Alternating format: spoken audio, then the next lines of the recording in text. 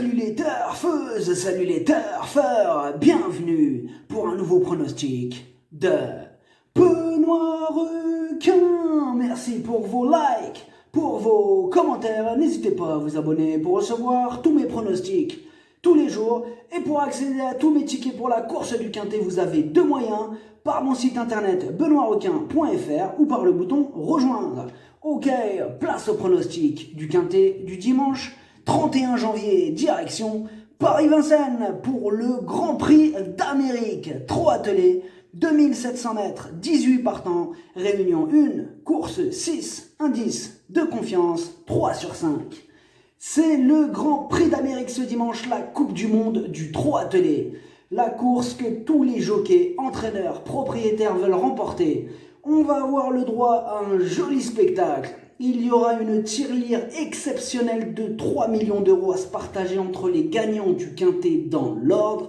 Je vous ai déjà donné 2 Quintets dans l'ordre dans ce mois de janvier et ce serait merveilleux de vous donner ce 3e Quintet dans l'ordre ce dimanche. On va tenter de terminer ce mois de janvier en beauté. Petit retour sur le Quintet du samedi 30 janvier. Le 6, déclaré non partant, a fait place à mon cheval de complément, le numéro 5. Et du coup, ce samedi, dans mon pronostic, je vous ai donné le tiercé, le quartet et le multi, ça fait plaisir. Pour les membres de mon site internet benoîtrequin.fr et les membres du niveau Yo-Yo Total VIP, on va tenter de dégommer le score du mois de janvier qui s'élève à 14 554 €. Et au total, depuis le mois d'octobre, on a atteint 63 386 € de gains. Vous avez donc 2 moyens pour récupérer mes tickets pour la course du Quintet, par mon site internet benoîtrequin.fr ou par le niveau Yo-Yo Total VIP en passant par le bouton rejoindre. Ok, c'est parti, on commence le pronostic et on commence avec le numéro 1, Victor Ferme. Entraîné par Jean-Michel Bazir, il a été préparé spécialement pour ce Grand Prix d'Amérique. Il est barré par quelques chevaux, mais il fera de son mieux pour tenter d'accrocher une place. On écoute Jean-Michel Bazir. Victor Ferme s'est classé bon deuxième dans le prix du Bourbonnais. Il a ensuite été préservé en vue de ce grand rendez-vous. Personnellement, j'estime qu'il est parfait. Il a très bien travaillé lundi matin. Pour moi, il a sa place parmi les 5 premiers. Le numéro 2, Fairy Wood. Elle est dans le même cas de figure que le précédent cité, alors à savoir, elle n'a pas de marge, mais elle donnera son maximum. Elle aussi intéressera les amateurs de champ réduit. On écoute Alexandre Abrivard. Fairy Wood n'a pas raté son objectif, le prix Ténor de Beaune. Dernièrement, dans le Belgique, elle était ferrée et se présentait pour se maintenir en condition. Elle sera plus motivée cette fois. Je ne me voile pas la face, elle n'aura pas la partie facile. Elle devra bénéficier de circonstances favorables pour accrocher une place. Le numéro 3, Diable de Vauvert. Il est dans une forme olympique. Il a remporté 5 de ses 7 dernières courses. Il fait partie des sérieuses possibilités de ce Quintet, au moins pour une place. Attention à lui. On écoute Bertrand Le Bellé. Diable de Vauvert a besoin de fraîcheur entre les courses. Physiquement, il me paraît très bien. Son partenaire le connaît parfaitement. Il est capable de démarrer et ensuite un rythme soutenu ne peut que le servir. On y va avec l'ambition d'être 4e ou 5e. Le numéro 4, Gu Déripré. Victime d'un problème de ferrure, il ne faut pas le juger sur sa 5e place, mais plutôt sur ses victoires précédentes. Confié à Franck Nivard, il y a de la revanche dans l'air. On écoute Philippe Billard. Gu Déripré s'est déféré dans le prix de Croix. Sa performance ne compte pas. Depuis, il a entretenu sa forme. Il est prêt. Jeudi, il était vraiment parfait. Je vais le munir de fer collé. Il aura 160 grammes de moins aux antérieurs. Il a besoin de confort et non de poids. Cela peut compter. Le numéro 5, Money Viking.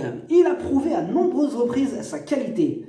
Donc, à ce niveau, il va tout de même devoir compter sur un parcours sur mesure, mais attention, c'est mon principal casseur de tickets repéré. On écoute Pierre Vercruz.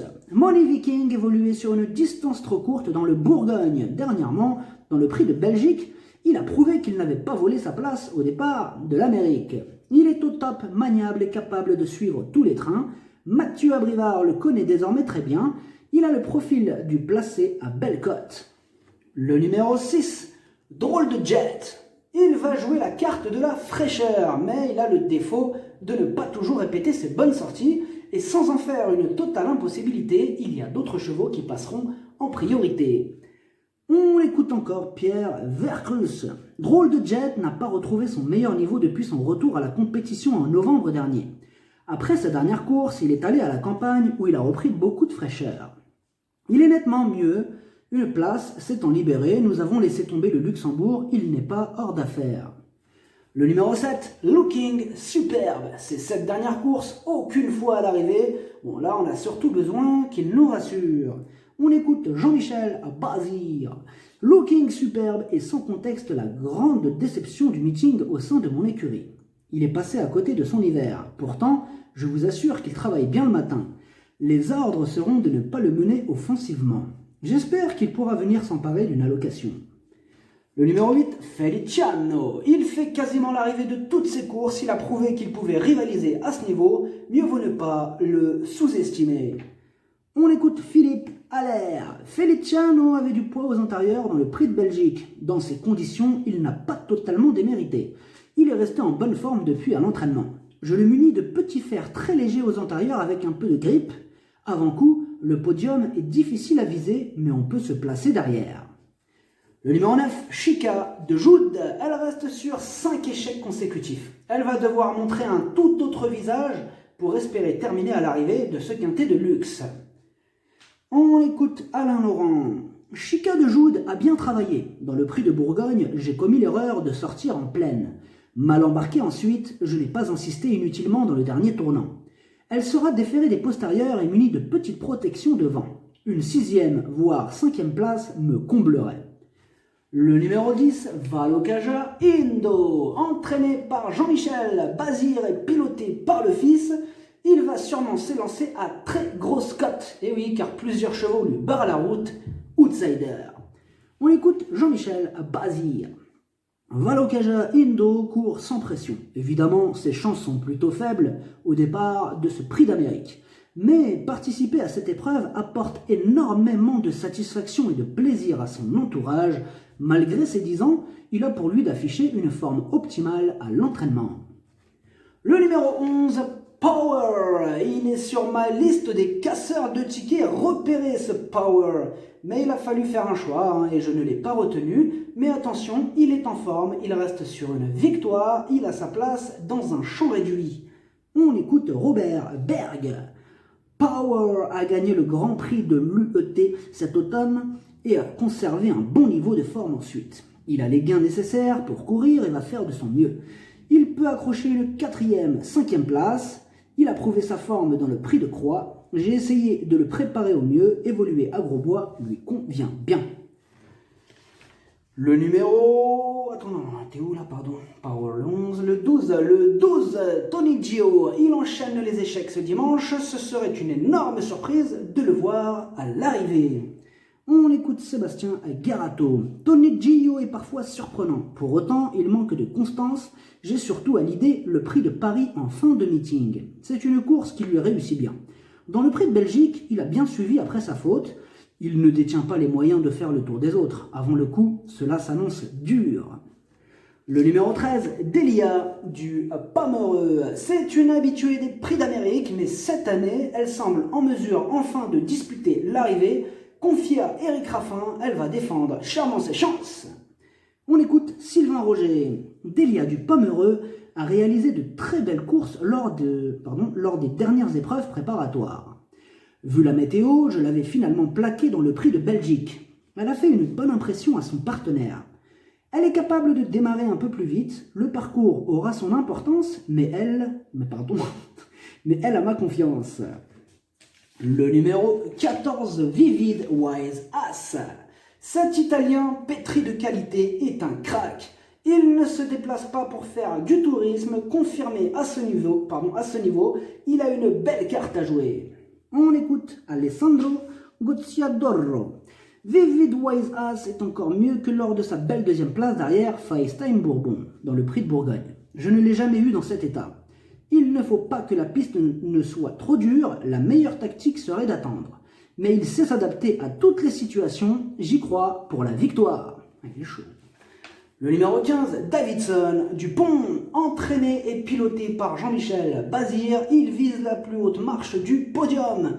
Il va tenter de venir inquiéter le redoutable FaceTime Bourbon. On écoute Jean-Michel Bazir. Davidson Dupont a enlevé le prix de Belgique comme prévu. Il a bien encaissé sa course et je vous garantis qu'il ne touchait pas terre lors de son travail de lundi matin.